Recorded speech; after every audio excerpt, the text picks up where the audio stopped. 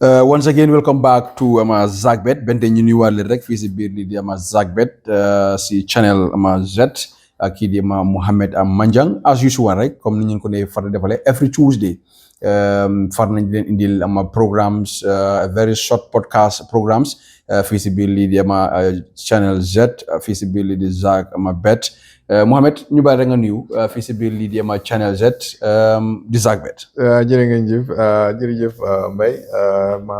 I'm always excited to be here. Welcome back to another episode. Today, we have a very, very interesting topic to talk about. Dama bay suba bro Mbaye mu gëna yaatal mbiri waaye stay tuned now. It's going to be very, very interesting today. I know. All right, thank you very much. Bente rek thank you very much. Ñu jox leen headlines fii si biir lii di channel Z at Zadbek ñu xool lu nga xam ne nañu ko indi rek coach Jonathan ku nga xam ne jamono bi lead na lii di training section foofu si biir lii di Afrique Coast di waajal ñi di Kenya ak ñi di Afrique Coast dinañ leen ko indil coach Jonathan kaddu yi nga xam ne gaaral na ko si presse bi foofu si biir lii di Afrique Coast bente dinañ xooli Moussa Baro mu nga xam ne join na lii di team bi démba gis nañ ko moom ak kii di Yankuba Minte ak kii di Abdoulaye Sanyang Bambalay mu nekk Moussa mu nekk ndaw lu nga xam ne dafay aspire lii di ndaw yooyu fi national team bi away from that dinañ xool tamit kii di Jibril Sila jógee ko foofu si biir lii di Bara play football am si Samga play Fortune den ñu gis mu dem foofu si biir lii di Morocco ak Raja Casablanca den mu dem foofu si biir Tanzania moom it dinañ indi yaatal tuuti après interview bu nga xam ne am na ko ak ji di Gambia Football Federation media team bi foofu si biir Afrique Coast away from that dinañ xool Gambian national team set lii di FIFA World Cup qualification si group F against ñi di Kenya ak ñi di Afrique Coast dinañu indil head to head between Gambia versus Kenya, head to head Gambia versus Afrique Coast away from that also dinañ dem xooli leneen lu nga xam ne rek ne is very, very important mooy ndaw bi kii di Francis Gomez mu nga xam ne join na Hosen foofu si biir lii di Denmark mu nekk rising under 17 Gambian player boo xam ne def na jaloore foofu si biir lii di Sénégal away from that also dinañ dem xooli kii di Alassane Diao mu nga xam ne rek ne jamono bi decide na pour player lii di Sénégal dan mu represent lii di Spain mu indi misunderstanding foofu si biir lii di Spain lii mooy lu nga xam ne tey war nañ ko waxtaane fii si biir lii di channel Z comme noo ko waxee mbokk yi today we have very interesting topics to talk about, especially the Gambia.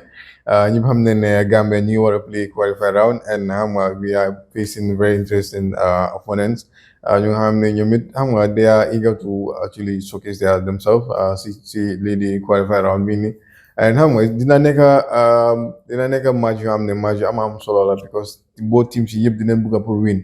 So mu ngi ñaanal Gambia and xam nga mu ngi according to Mbaye man naka 23 man squad bi man gis naa ne am naa si yaakaar ba léegi comme ma ko waxee woon last episode like am naa si yaakaar ba léegi because xam nga dañ nekk players yoo xam ne ñu ngi wane seen bopp although dina am ñu nga xam ne duñ d'accord ak man waaye ba tey xam nga ku nekk ak gis-gis all right thank you very much lu ñu def rek mooy dinañ dem a short commercial break ñu dellusiwaat fii si biir lii di channel Z ak Zadbet.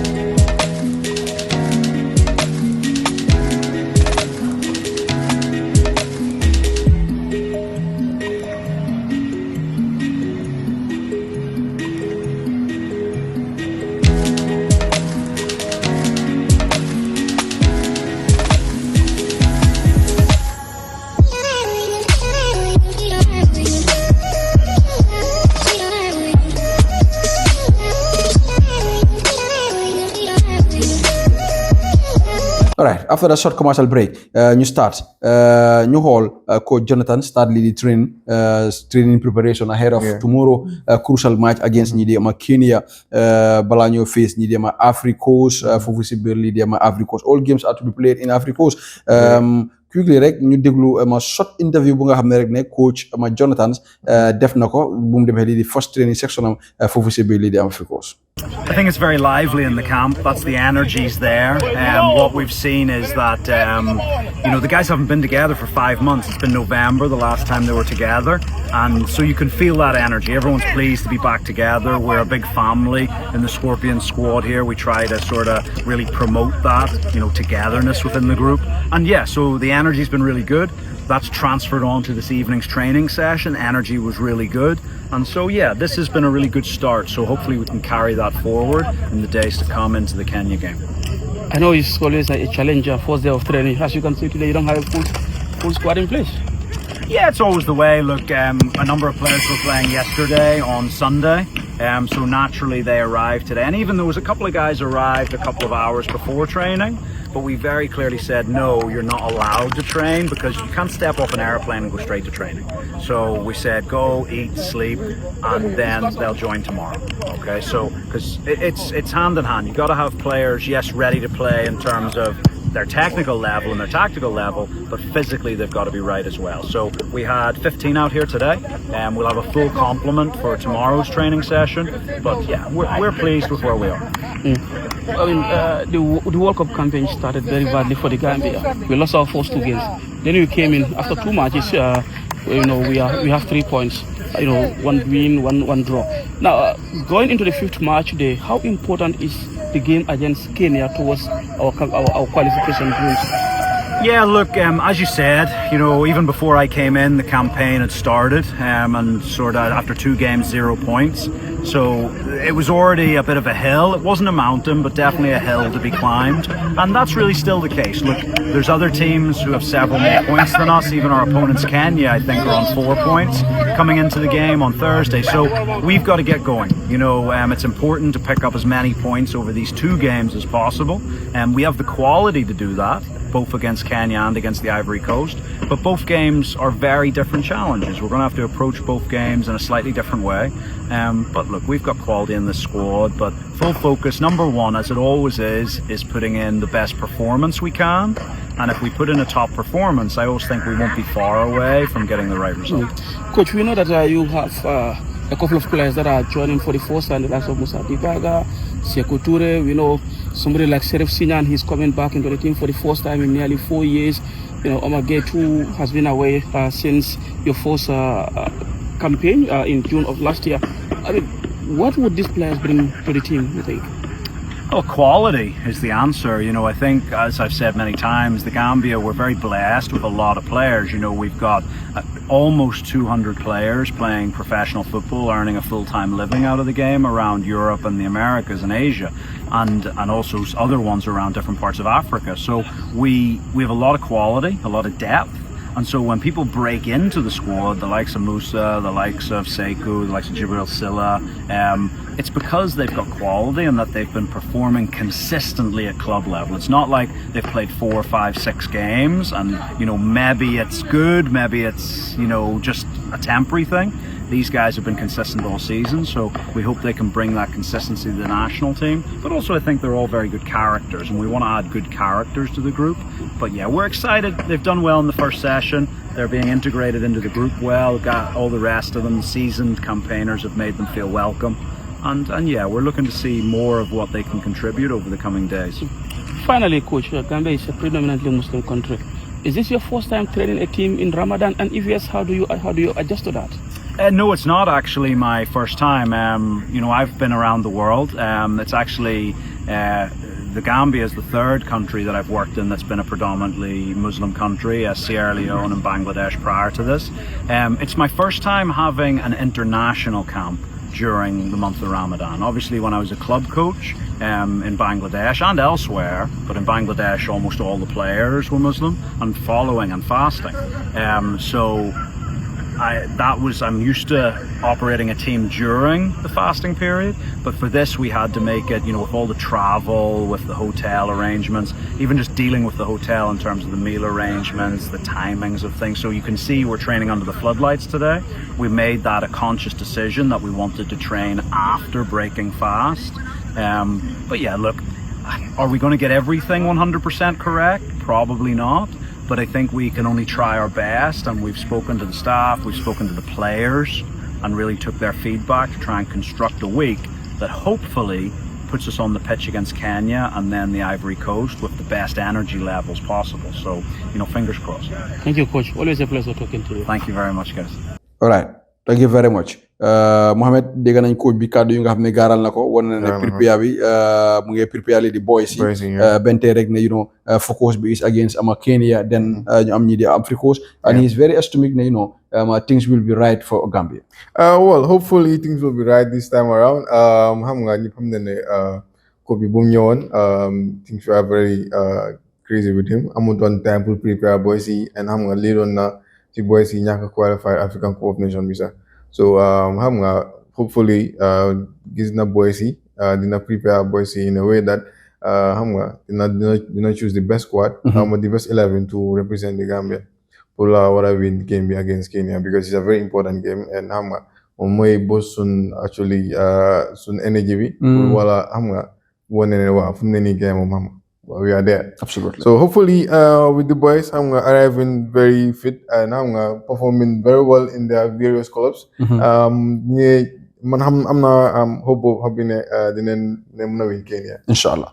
All right, thank you very much. Away from that, ñu dem xooli Moussa Baro mu nga xam ne jamono bi egsi na foofu si biir lii di Africa Coast. Moussa mu nekk ndaw lu nga xam ne rek ne is aspiring player bu nga xam ne rek ne gis nañ ne Moussa nekk na ndaw lu nga xam ne rek ne dafa soppal lii di ndaw yu nekk si national team bi because dema gis nañ ko moom mi di Yankuba Minteh ñu gis ko ak kii di Abdoulaye Sanyang Bambalaay te ñu nekk ndaw si national team bi gis player like Moussa te interact ak xale yooyu noonu it's a way of showing them ne motivate leen jox leen courage bi wala ne look fii yéen a fi mujjee yéen a fi nekk ndaw yu nga xam ne yéen nañ fi bàyyi. Thank you very much.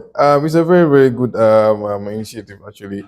Moussa Baro ku ko gis xam ne nga xam ne roykaay la si ndawi Gambia ndaw yi ñëpp a nekk di roy si Moussa Baro mooy suñ Messi mooy suñ Cristiano Ronaldo mu ngi def jaloore bu mag si biir football and ñu am ndaw yi si biir squad bi wala bokk moom benn pitch am nga dafa nekk inspiration si ñoom te xam nga dina leen dooleel tamit because Moussa Baro ñëpp xam ne absolutely the player that is very open. Yeah, it's very very open, very very friendly tamit. Yeah, dafa like doy te xam nga man xam naa ne dina jox gars yi dina leen may si xam-xam. Absolutely.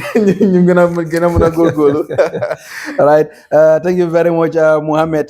Then ñu xool kii di a player that was born in Bara in the North Bank region, Jibril Silla, play for visibility Samga, later move for visibility Fortune. From there, domestic league, but then turn into professional, mudem play for visibility as a Casablanca. From there, mudem for visibility Tanzania, they play Agni FC Zimba for visibility Tanzania. Jamona bim his first international call up sin national team bi kon dafa melni amna jaar-jaar bu nga xamne Jibril Silla woné nako def na ko lu ñu def rek mooy nañ dem xool interview bu nga xam ne rek ne Jibril Silla am na ko ak kii di Baboucar Camara foofu si biir lii di Africa Coast den ñu ñëwaat fii si biir lii di plateforme bi.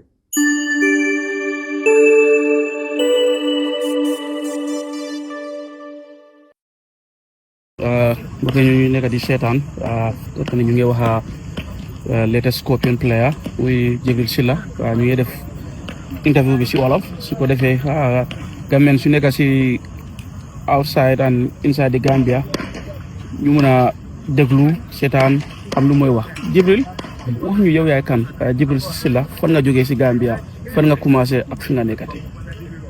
Asalaamaaleykum man la Jibril Silla maa ngi jógee Bara maa ngi commencé Bara Football Academy after dem Samga after Fortune then dem Senegal from there I dem Morocco Casablanca Raja after now I play Tanzania Azam. léegi bu nekk ne bi mooy first time you invite la si national team bi wax ñu naka nga déggee information bi ne dañ la invite. Yeah, first of all, more put the call Mama Bahel. So I was very happy. Go mo ko on my first time, But it was a dream, Kuneka hamalingan yan yala po nyo represent sa deka. So mo ko digi I wanna happy. Eskali mo dega I have to let keep pushing. Keep pushing be ma am chance me. So my santa yala chilo. So after so my teammates we were very happy. Everybody was happy. Call up so I'm happy. Wow, yow nekkoon nga koo xam ne like you said pléwoon nga Raja Casablanca nga dem Tanzania fansi yàgg nañ di wax ne Jibril nañ invite Jibril xanaa yow da nga mos a toog nga give up ne xëy na yow duñ la mos a wala lan. Non mosuma give up sax dama gëm ne affaire yi moom time la rek léegi moom yàlla moom su namee dara rek xam nga su ko defee time bi su jotee rek day yomb. léegi soo les expecté ci la lay ñëw léegi soo léegi am yaakaar du ñëw waaye su ñëwee rek nga xam ne time bi moo jot. santaan naa si yàlla bu baax. national team dafa nekk fi nga xam ne compétition bi dafa bari like the coach said am nañ more than 200 professional players now ku nekk mu ngi fight pour ñëw yow mi nga xam ne léegi am nga first opportunity foog naa yow lan nga war a def pour nga mën a maintain sa position in the team. yeah loolu moom dëgg la fi mu nekk nii ñëpp a bëgg a ñëw so man moom lu ma war a def mooy su ma amee chance any chance I got xam nga ma try proof wane suma bopp xam nga try pour dimbale team bi win so striker la try score assist xëy na su ma defee loolu noonu ci positif perform well dina am chance pour stay fii. jërëjëf waay jërëjëf. gis nañ interview bi nga xam ne Jibril Silla def na ko waaye balaa ñoo def loolu rek balaa ma isi Mohamed let's take a short commercial break ñu dellu si waat fii si biir Channel Z ak Zadbet yalla nako betin ta fam kendo sodo mandiya oto fanang niya sodo fanang nyenta ka muta ibul tang anin fulola zax bet felen dimbulo kono jang walal mo nyanta mati. All right, Mohamed, gannaaw bu ñu dugalee advertisement pour rek about this betting company bi gis nañ lépp lu nga xam ne mu ngi ñuy appeal to general public to keep following the Zadbet because we have the best odds on town te ñoom ñoo sponsor this programme also here at Channel Z seen alal la waaye tam ñoom ñoo ko sponsor good to have the Zadbet also thank the CEO Mr Jack comme ma ko waxee rek mu jógee ko foofu si biir di Baara dem foofu si biir Samga Fortune Raja Casablanca Morocco Tanzania ak ñi di Zambia now finally to the national team gis nañ interview nga xam ne def na ko si wolof kontaan la am ak yëg-yëg because xeex mooy la indi si mel ni. Thank you very much soo gisee player bi fu mu jaaram rek mu laa wane mu ngi progress absolutely as time goes on and xam nga rapid progress bii nii player su ko amee ñëpp xam nañ fu mu dee mujjee ñëpp gis neen kii di Yankuba Minteh progrès am nu ñu bàyyee ko depuis bu mu nekkoon Gambia fii nii nu mu demee woon ba progrès bi àgga si level bu mu àgga nii xam nga Jibril Silla tamit si yoon boobu la nekk and xam nga am first call up am bi si national team bi that is something that is a huge step in his career and xam nga club side dañ dee count loolu a lot call national side dañ dee gis ne waa kii nekku ne ñu rek ñoo ko nekk di bàyyi xel national team mi sax ñoom it ñu ngi ko bàyyi xel te xam nga ñu ngi ko dooleel so xam nga daf la dee may that boost pour sa team bi si boppam sax ñu la dee gën a may playing time nga gën a mën a wane sa boppa Jibril Silla ñu ko ñaanal yàlla may kon ndam si first call ba bii nii mu perform very well top midfielder top four ñëpp xam ne ne footballer bu mag la and xam nga soo gisee skills yu mu dee display si pitch bi rek da ngay xam ne kii is going very very far. Okay, all right. Thank you very much. Away from Jibril Silla, ñu dem xooli Gambian national football team is set to commence its FIFA World Cup qualification campaign in Group F with two crucial fixtures facing Kenya on March 20th and also Africa on the 24th of March. Both matches scheduled to be played in Africa. Ñu dem xooli head-to-head between Gambia versus Kenya. According to history date, Gambia and Kenya have not faced each other in official match in recent time. Kon dafa mel ni there is no head-to-head record between Gambia and Kenya. So kon lii dafa nekk lu nga xam ne rek ne dafa nekk a very tough game. While the other game, Gambia versus Africa, Gambia and Africa has met on 3 occasions. History all those games amu ngi nekkoon si World Cup qualification encounter Africa imagine victorious all those 3 games is bu nga xam ne play nañ ko against Gambia ñu xool scoring 8 goals you know waaye Gambia considered none Very sad. It's very, very You know, sad. so meaning that Africa is on top of Gambia Of right now course, because of course. margin play then COVID. course. Let's also check about New Hall. Recent form bu Gambia. Gambia recent performance has been mixed. In Africa Cup of Nations, AFCON held in January 2024, Gambia faced defeat against Senegal 3-0, against Guinea Conakry 1-0, against Cameroon 3-2. Moo nekkoon that late goal. Waaye nag ne. However, they secure victory against Guinea, 1-0 in round of 16 in the AFCON in 2022. That was held in Cameroon. So meaning, you know, Gambia, things are not going right with the national team unless coach will change something. Tomorrow. Exactly. And when it comes to these World Cup qualifiers, Gambia don't normally perform very well. And because Malamari feel the preparation of data. Yeah. And the opponents that we normally face, they are these opponents that they are well prepared. Their teams are well compact. So talking of Ivory Coast, man gisuma fuñ mëna amé ndam sen kaw because ñom ñoo ñu gëna players. Yeah. Ñom ñoo ñu gëna te ñoo recent champions on AFCON. Thank you very much. Unless miracle happen for right.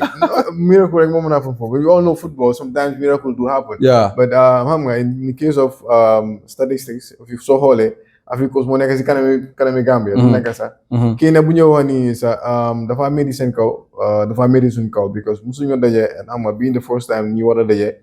Dafa nekk first time encounter. We all know first time encounter. Sometimes daf di mën a andi surprises.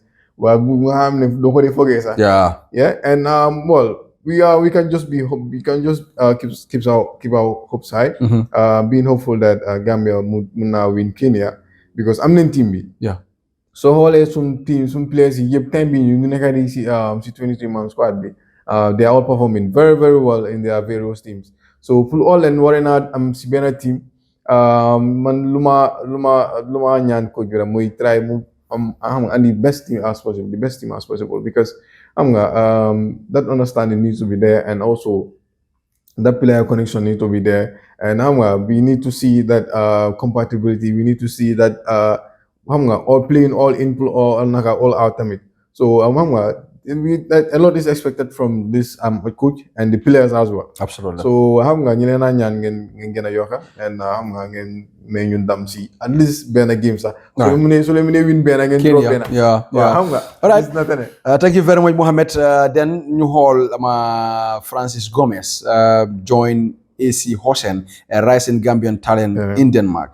Gambia U17 star Francis Gomez has taken a major step in his career by joining AC Hosen, a Danish club known of nurturing young talent. Especially Gambian players. Yeah, because we have in Denmark we have many players there. Yeah. So even in Hosen, we have a Gambian player, captain bi Alaji Sen, from 120 player we play for possibility Hosen. So dina welcome xale bi with an open arm, dina ko guide for possibility dem Hosen. This Ndo is a well-talented player because play on a 17 before visibility dem Senegal. He has scored a lot of goals. So it was not a surprise to me. Gis xale bi dem for possibility audience. For possibility Hosen. Well, dafa nekk loo xam ne ñu ko rafetlu trop because Gambia we are full of talent man nam ko every time problem mooy opportunity bi pour showcase suñu talent bi especially when it comes to football. We have very young talents here and man I'm inviting all the agents from all over the world to come and check on the talents that we have in the Gambia here because we have very wonderful footballers that if you nurture them, you train them, they can become one of the best players in the world. Absolutely. So ñu ko ñaanal yàlla may ko ndam fu a very good start for Hosen. Exactly. Because it's very very important. So demee nag first jump rek. Absolutely. Yeah. All right. Thank you very much, Mohamed. Lastly, fu ñu daanee rek away from Gambia, ñu dem xool international. This one is just very important because Lee is important about our players. Assane Diao, mu nga xam rek ne justify his choose to represent Senegal. Ndaw li mu nekk ndaw bu nga xam ne is playing right now for visibility Como. Cesc Fabregas moo nekk coach bi for visibility Como. Mu nekk ndaw loo xam ne Senegal oo nañ ko. It was a pride ne gis xale bi ñëw play Senegal because I watched an interview bu nga xam ne Spanish coach bi was very bitter about Assane joining Senegal because they think the boy bi should have joined the Spanish national team because dañ ko bëggoon or even this World Cup qualifiers waaye happen moom Assane sax mu ne am na lot of his teammate because play na Spanish under 21 bi play na foofu waaw, mu ne his play na foofu, teammate at the Spanish 21 a current coach of Como Cesc Fabregas convince nañ ko wax nañ lu nekk pour mu player Spain waaye moom Sénégal la juddoo te he feel like ne dafa war a ñëw player lii di ama réewam lii di Sénégal so you see how important this player is te tamit gis nga is important infrastructure is very good su fekkoon infrastructure in Sénégal is poor ale bi di ñëw player Sénégal dafa dem play foofu si biir lii di ama Spain because kenn du toolaale Spain ak Sénégal with ko football waaye also the other thing also sa family Sénégal la nekk and also the infrastructure mu ngi xam in Sénégal if it was in the Gambia dafa give back Gambia because the infrastructure in the Gambia is very poor there is nothing lu nga xam ne ñu ko nurture in this time because a player like Mahi Kamara verbally dafa wone Gambia ne I'm not interested, I don't want to play for Gambia because of why the infrastructure is very poor. Traveling is very poor. You cannot be traveling to transit Senegal. They have their flight, few destination. So medical also is very good. So he have no problem of playing for Senegal. So these are the things people have to understand why he choose to play for Senegal. Exactly, because he counts a lot. So I mean, Federation then jóg taxaw pour liggéey rek moo leen ñor sa player fu mu ci nekk si àdduna bi absolutely time play su ñëwee su jotee pour war a ñëw represent seen dëkk dañoo ñëw because lu ma mu ne indeed I was born in Senegal but I grew up in Spain for me Europe and AFCON are the same. Thank you very much. Both European football and AFCON is the same. Come to think of it, you see African players playing abroad needs to reconsider their decisions to pray for foreign nations because after the end of their career they regretted it. But they will regret, of course, because so jeexal sa carrière nga bëgg a ñëwaat sa dëkk so nga bëgg soo ñëwee nga bëgg ñu apprécier la te defaloo ñu dara and time boo amoon boo nekkoon sa digg jamono war a represent gars yi defuloo ko nga dem represent beneen dëkk. Absolutely. So it counts a lot. Yéen a mën a dooleel African football. Foreign based players, you are the ones that can develop African football. So we need you guys to be coming back home to help the national teams to actually go far in the what do you call it, World Cup Champions League, champions qualification or World Cup leagues. I don't know. To actually represent Africa in the global stage because it's very, very important. Okay. Because without those players, Africa didn't them the why the family. Okay. The family torop because I'm then experience me, I'm then talent with them who wanna you Africa. Sorry. All right. Thank you very much, Mohamed. Dinañ def a short commercial break. Then dañ dem si board bi dem xool lan lañ am si ORC because we all know that it's World Cup qualification. Both Europe and Africa are engaging on games. Dinañ leen jox Mohamed dinañ leen jox very interesting odds. While also Gambia also is on nekku si ORC. Waaye I guess ne Mohamed dina leen jox tamit rek ne the tip of the iceberg of Gambia ñaata lañ ko fay on Zag Bet. Why unfortunately we cannot give you the other side of the bet because dañ fi nekk pour all of them. It's not only Zagbet. We also, give out odds of B winners, Premier Bet. This show you, all these betting companies, they're into one umbrella. Just what they're doing is business. I'm doing my own business. You are doing your business. So, but for us, we will definitely want people to do business with us here at Zagbet. A short commercial break, then we give you the board with Mohamed Manjang. Thank you very much. Finding a betting platform that really delivers is like hitting the jackpot. Literally, with Zaxbet, it's all right here on my hand. Bet with Zed. Welcome back to another episode of Bet with Zed. Today, I'm give you solo. Bigger games. You want to see weekend be. These are games that are very, very. These are the biggest games. Biggest games actually coming up. These are very, very Croatia, France, Italy, Germany, Netherlands, Spain, Brazil, Colombia, Uruguay, Argentina. Very, very interesting games actually. And we all know these are the times that the betting companies will be suing themselves. Absolutely. Yeah, bringing in the biggest odds as possible. Wow. So here the first on the list we have Croatia versus France. Zaxbet, Ama 3.7 pull Croatia win, 3.223 pull draw, and 2.06 pull draw. 2.06 pull France win. Bruno gis a game. Right now, France, upper hand. Croatia used to be a very good team. Why collectively they fight. While France they have individual players, you know, ñu xam ne mën nañu damage bi ñoom Mbappé, you know, Mbappé rek mën na damage Ousmane Dembélé, you know, it's going to be a very good game. France but I for me, tomorrow bet I will bet for France. Of course, France will win. Be winners in Ama 3.5 for Croatia, 3.35 for draw, 2.15 for France win. Wow, it's a very good one. Premier bet in Ama 3.45 for Croatia win, 3.35 for draw, and 2.13 for wow France win. Well, let's see. Let's see. Let's see. We have Italy versus Germany. Good game. Wow. You have Italy versus Germany. They make a game with you. No. Because they make a game with that. Because simply is somehow similar. Yeah. Italy national team. Don't worry. Don't figure out. Oh yes. And why tell me best hell the Germany tell me. Yeah, Germany is team. Why Italy? They're very good. They're very good. Absolutely. When they play a jump, they play action hard for Italy. Lo mo le yo team di. Team jom mo ko yo di. And you ball play come hammer. They buga win. Be winners you know sorry, exactly you know 2.67 for Italy win, 3.11 for draw, 2.71 for Germany win. Germany lane your favorite. No, sorry, Italy lane your favorite. Wow, it's kind of on Zach. On Zach, yeah. It's not feeling well. It's not feeling well. Be winners in Italy 2.77, 3.25 for draw, and 2.35 for Germany win. So Finium, Germany lane your favorite. Germany lane your favorite. Next series be you know premier bet.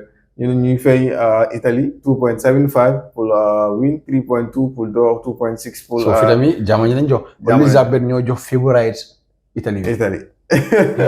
Well, guy you mean na pante bet. I don't see like it. You bukan nega video nani yere.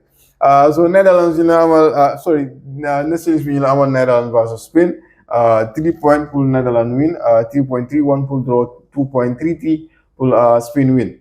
Yeah. Wow. And 3.05 for from BNS, 3.05 for Netherlands, 3.35 for draw, 2.35 for Spain win. Well, this is a very, very good Absolutely. order. 3.05 for from Premier Bet for Netherlands win, and 3.3 for draw, and 2.32 for Spain why win. not good be Spain? Funeka is powerful because I am Yamal,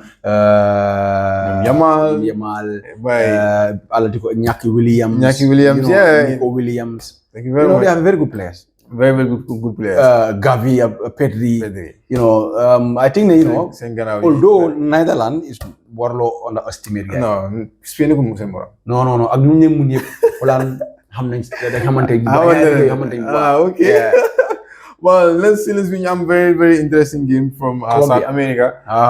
Brazil versus Colombia. Well, we all know Brazil.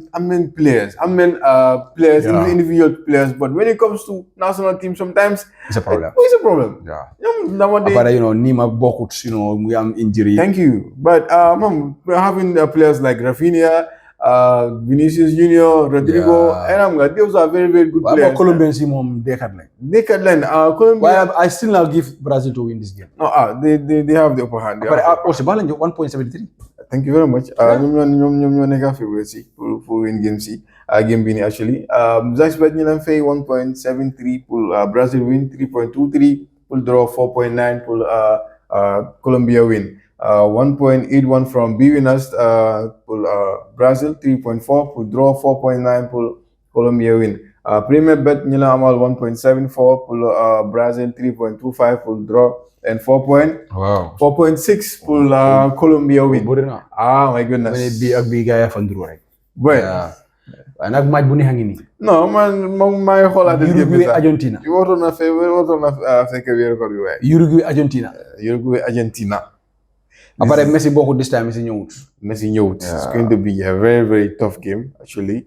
Uruguay they have a very strong team. Then they play jom la they play hard football and they play. So and Argentina tamit because Messi nekk fa mel ni Messi dara bu abale mu ngi awa fu mu xale yi dañu wara ñëw fu mu jaamu xale yoon bi because xam na du fa nekk di game bo mëna tok nga xol lan moy xew thank you very much. President Thank you very much. Yeah. So it's going to be a very, very interesting game. What are Uruguay your favorite on this game? I think well, without Messi, Yeah. Argentina, for them to perform, it's going to be very, very difficult. Absolutely. Who want to do Uruguay? Inside Uruguay. Family drop. So Zax Benjil am on 2.69. Pour Uruguay win 2.69 again, pull draw, and 2.89 pull Argentina win. For the first time? For the first time, yeah. 2.72 pull Uruguay win. 2.92 pull draw, and 2.92 again pull Argentina. How many? Well, they give exactly Uruguay and see again 2.6 pull Uruguay win, 2.8 pull draw, 2.8 Argentina pull Argentina everybody here.